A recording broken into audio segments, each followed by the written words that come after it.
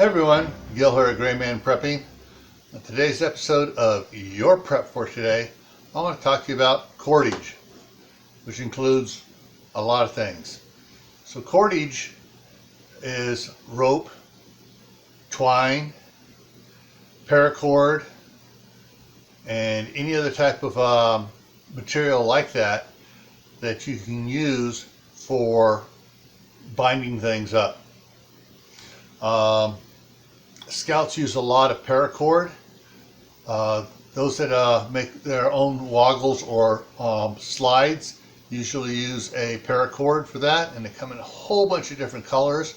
They even have some of them that glow in the dark, or those that have a reflective thread through them, so they lights up.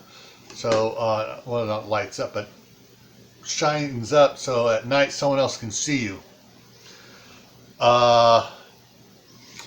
We're always bundling something up. I know my parents used to have those balls of brown twine that pulled from the inside, and we were always binding up the newspapers. Back when people got newspapers all the time, we were binding up the newspapers every couple of weeks and taking them to the paper recycling drop.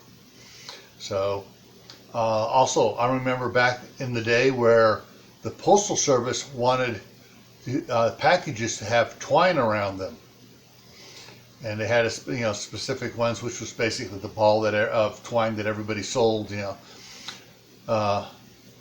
help keep the boxes from opening up. Of course, as packing tape, it became more available to everybody and became stronger. The cordage rule kind of went away. So, and they kind of freak out. What do you got this on? Well, that's the way it used to be. But I know I could see the guys in the back grabbing packages. They just grab it by the cord and, the cordage, that twine that was rolled with, that was wrapped with, and moved it around. But having good twine, cordage, even if you want to call it clothesline, cotton clothesline. I'm not sure there's any other name to call that type of rope or cordage, but there's a lot of uses for those things besides their intended purpose. All right, so think about adding that to your preps as well. Stay happy. Don't let it get you down. Stay safe. Don't go out and do anything foolish. Keep adding to your preps: water, food, medicine, clothing. Learn a new skill every month. Learn 2 skills this summer, each month, and plant a prepper garden where you're growing healthy food and it's not sprayed with all that crap they spray on it at the grocery store, not to mention everything they spray on it out in the field.